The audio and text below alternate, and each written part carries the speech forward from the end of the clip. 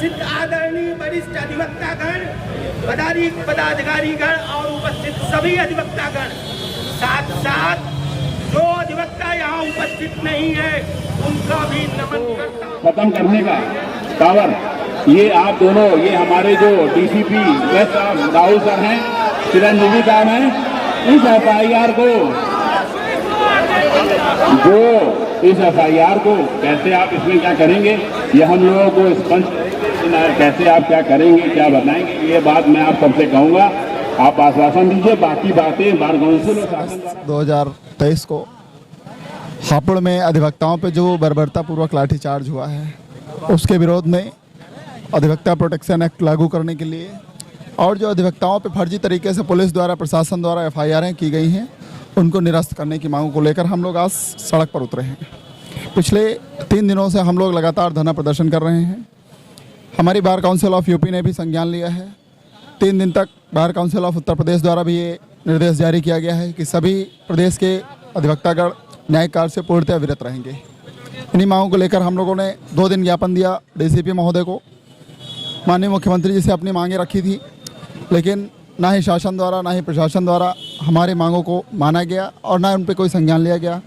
इसलिए हम लोगों ने पूर्व में ही ये योजना बनाई थी कि अगर हमारी मांगों को नहीं माना जाता है तो 4 तारीख को हम लोग माननीय मुख्यमंत्री जी के आवास का घेराव करेंगे और अपनी मांगों को मंगवाने के लिए कार्य करेंगे।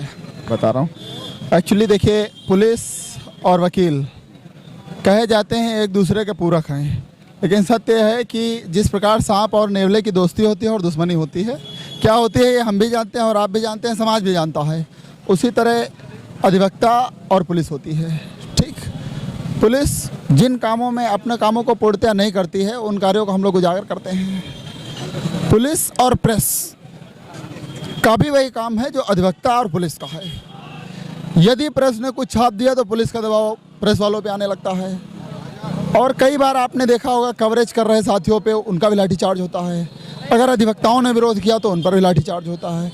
समाज के यही 2 वर्ग ऐसे हैं जो पुलिस का विरोध कर पाते हैं, अपनी बात, अपना मैसेज जनता तक पहुंचा पाते हैं। बाकी किसी भी वर्ग को आप देख लीजिए, ठीक, किसी भी वर्ग को, निचले स्तर से ऊपरी स्तर तक, कोई भी व्यक्ति पुलिस का सामना नहीं कर पाता है, क्योंकि कोई भी व्यक्ति अपनी आवाज़, अपनी बात समाज तक नहीं पहुंचा पाता है। ठीक, इसलिए बड़े चैनल हम लोग की बात को कवरेज नहीं करते, और कवरेज करते भी हैं तो इस तरह कवरेज करते हैं कि अधिवक्ताओं ने की गुंडागर्दी।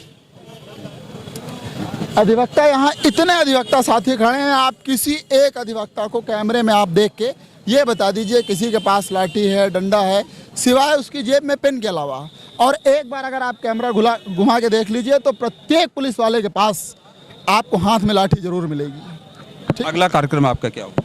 हमारा आज का कार्यक्रम यही है कि हम माननीय मुख्यमंत्री जी के आवास का घेराव करेंगे। यदि हमारी मांगों को पूरा करने के लिए, हमारी बातें मानने के लिए कोई हमें आश्वासन देता है और उस पर क्रियाशील होता है तो हम अपने धरने को समाप्त करेंगे, अन्यथा हम इस धरने को कंटिन्यू जारी रखेंगे। और bar council of Uttar Pradesh के निर्देश के अनुसार हम 3 दिन तक अभी कार्य से पूर्णतः विरत रहेंगे। और ये हड़ताल और ये धरना तब तक चलेगा जब तक अधिवक्ता प्रोटेक्शन एक्ट लागू नहीं हो जाता, हापुड़ के अधिवक्ताओं को न्याय नहीं मिल जाता और उन दोषी पुलिसकर्मियों के खिलाफ न्यायिक कार्रवाई नहीं हो जाती।